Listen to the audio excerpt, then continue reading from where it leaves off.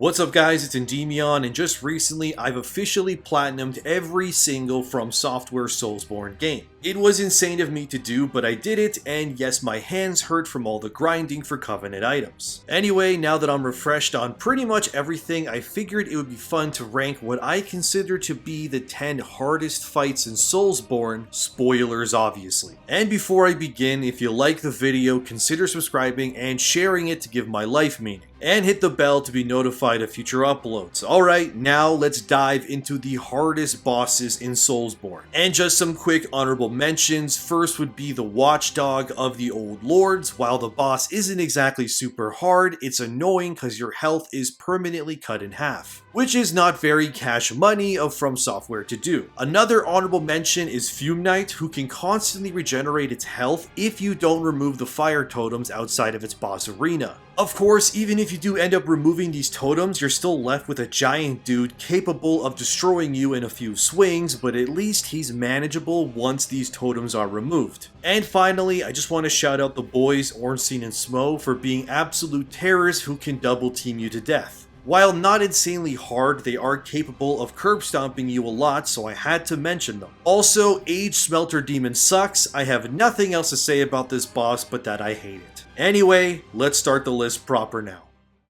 First up would be the Nameless King. This boss was originally considered to be the hardest boss in Dark Souls 3 until a certain someone was added later on. But in terms of difficulty, the king could hit like a freight train, and his difficulty is only elevated by the fact that he has two very different phases to his fight. The first phase has you fighting him as he rides his weird chicken dragon looking thing. You basically just need to bait the chicken dragon into lunging at you so you can slap its skull with your weapon. Eventually you end the big rooster and the Nameless King kills his friend and decides to go Super Saiyan. Now the real fight begins, and it's great. While difficult, I would say the king is very fair and he has good tells and openings. Sure, he can end you in an instant, and if you die, you need to fight his feathered friend again, but he's still very fair and very fun as well. He would have been further down this list if the rest of the people on this list weren't so freaking crazy, as you'll come to see, and that's why he just makes the list barely. But there's something worse than constantly being electrocuted, and that's regenerating, and that's where number 9 comes in with the Godskin duo. This boss is quite honestly the hardest duo fight in the entire Soulsborne genre, simply because of how unbalanced it is. The chubby one is bad enough, but add in the toothpick Godskin and you have a recipe for disaster. What makes this boss stupid is that it's borderline mandatory for players to summon their spirit to help out. And in the most questionable boss design decision in forever, when you kill one of these idiots, they just come back with full health. So you effectively have to kill these dudes 2 times in order for the fight to be over. Their fighting styles also don't really complement one another, and really, as you can see in the footage, this fight just becomes a spam fest of abilities and exploits. Now imagine fighting these two by yourself. No thanks, I'm good, let's keep going.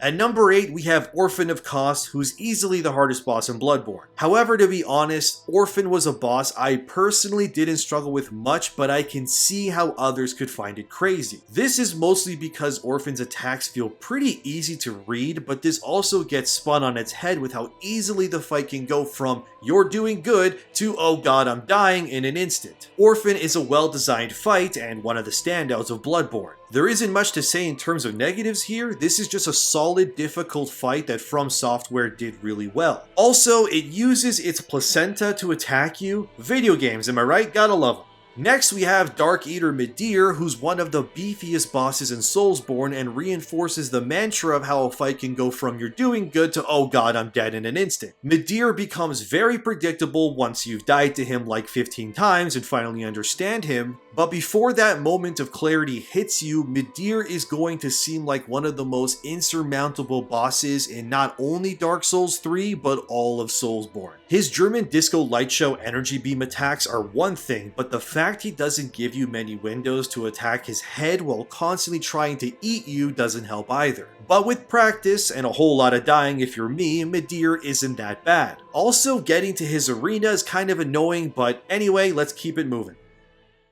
Next up is Godfrey, the first Elden Lord. Originally, I wouldn't have put Godfrey on this list, but recently while getting footage for this video, I decided to fight Godfrey again, and let's just say he whooped my ass like I owed him rent money. I think the reason why Godfrey is so insane is because it's really difficult to stun him and have any actual opens to hit him. If he isn't swinging his big stupid axe, he's crushing it into the ground and causing Encino Man level earthquakes that not only do damage in front of him but behind him too, which isn't very nice. As if that wasn't enough, he has a phase 2 where he commits animal abuse and turns into a WWE wrestler. At this point, Godfrey, Horalu now, becomes this crazy tiger blood old guy who rushes you like an unattended can of Bud Light. Not to mention his damage is just crazy. Like, look how much he does to me when he Amazon primes my ass into the ground with this huge slam attack. It's ridiculous, but I love Godfrey. He's a cool boss, well, when he's not beating me like a redheaded stepchild, that is. Speaking of red hair, it's time to talk about Demon of Hatred. This boss is an endgame optional encounter in the GOAT known as Sekiro. What makes Demon so brutal is that he feels like a Bloodborne boss that's operating on different mechanics that Sekiro isn't really designed for. Of course, I could just be trash, which I mean could be the case, but Demon is ridiculous. His fire sweeping attacks burn everything, and his overall damage output is ridiculous even by Sekiro standards. Although he does have a lot of openings, and I encourage you to stay as close to him as you can in order to ensure victory. But yeah, he feels and looks like a Bloodborne boss to me. He's also the sculptor that gives you your prosthetic, which is cool, but anyway, let's keep going. Originally, I wanted to find a place to add Gale to this list somewhere, but the more I thought about it, the more I came to realize that Gale isn't one of the hardest bosses in my opinion. Sure, he has a huge health pool and he hits like a minivan, but he has many openings and in general, he's very manageable. But then I realized that we actually got a super version of Gale in Elden Ring, which is why next on our list is Malikith the Black Blade. Mali and Gale actually have quite a lot in common when you look at them. Both are weird, disheveled hermits that can help you outside of their fights. They're both found in the ruins of some great place, and they both fight you in hermit form before transforming into crazy legendary dudes in their second phase. Malikith, however, has the added mechanics of being able to leap around the map like he's Spider-Man and use Destined Death to reduce your maximum health while also doing damage over time, which is not cool. Not to mention that Malikith's overall damage output is literally insane, even by Elden Ring standards. You're also not exactly safe even if you hide behind the pillars, because he's able to Ryu Hayabusa his ass around corners while swinging his sword and catching you unexpectedly, which does massive damage. This is another boss I would say you need to stay in his personal space in order to survive, because the more distance you give him, the more pain he's going to give you. But even then, Malikith is doable. He's like Gale on steroids, and that's why he ultimately takes the list. Speaking of Dark Souls 3, we have the hardest boss in all of Dark Souls with Sister Freya. She's basically a crazy fast ninja nun armed with a death sight that can punish you if you don't listen for her footsteps, which is really cool. What I love about this fight is that you can actually cancel a lot of her attacks by simply rushing her and staring near her, unlike Godfrey for example. And her second phase brings in the father, and honestly, this is the easiest phase because you can ignore Freya and just spank the father as they share a health bar. However, the reason why she's on this list is because of her third phase, which is called Black Flame Freya. At this point, everything I just said about her previous two phases kind of doesn't matter now. She gains some kind of hyper armor, huge AoE attacks, and starts descending on you like she's Batman. But what makes Freya so devastating is her speed and the quickness of her combos. She can hit you so hard and so fast that you can quite literally not even get a single hit in, and that's why Freya is so crazy. Look, I love this fight, but her third phase is insane, but even then, these last two bosses gave me even more problems. At number 2 is Ishin from Sekiro. Although the majority of players would say his Sword Saint variant is crazy, I'm actually going to include both of his boss battles here.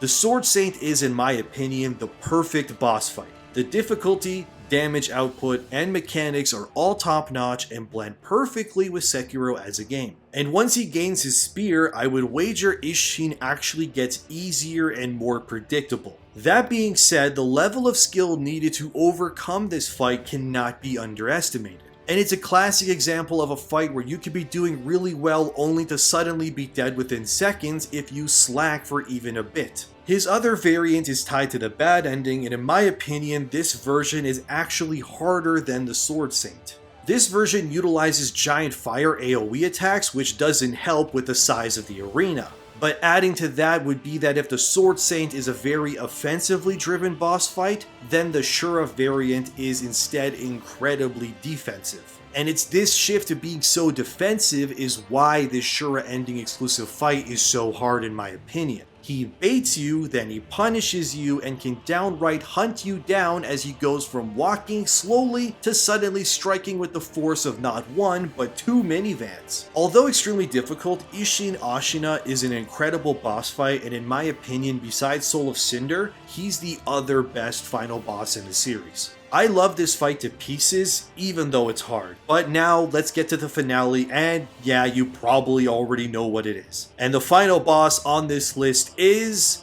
Royal Rat Vanguard. Nah, it's Millennia. Who else would it be? Let's be honest. Millennia is, in my opinion, a boss that is both a combination of the best and worst elements of From Software design. While she has amazing spectacle, music, and her arena is gorgeous, the fact that she can regenerate health when she hits you and apply Scarlet Rot is stupid in my opinion. Honestly, originally this video was just going to be me complaining about Millennia, but then I figured why complain about one boss when I can do it about 10? She feels like, in my opinion, as if she belongs in a game more like Sekiro than Elden Ring. Her waterfowl dance attack is ridiculous, and in all honesty, I think she may be too hard in general. And again, I've 100%ed every game this developer has made, and even I think Millennia is too far on the difficulty spectrum. I really hope From Software doesn't try to top Millennia in terms of difficulty going forward, because there's a point where a boss can be hard but fair, and Millennia feels more like you have to be lucky in order to win. She's easily the hardest boss they've ever made, and all I can say is I'm thankful she's not mandatory in order to beat the game. Because if she was, I don't think many players would actually ever beat Elden Ring if I'm being honest. She's too insane in my opinion, but maybe I just suck, but this is my video, so whatever. Well, that's my list on the 10 hardest bosses as of right now anyway in all of Soulsborne. Do you disagree with my list? Let me know who you think is the hardest in the game in the comments below. And remember to like and subscribe to be tormented with more content from yours truly. And share the video if you think it deserves it. Thanks to my patrons as always for their continued support, and I'm Endymion. Man, Millennia really does suck. Anyway, I plan to release some bigger and longer videos in the future as well as more stuff like this. So, as always, thanks for watching, and I'll see you in the next one.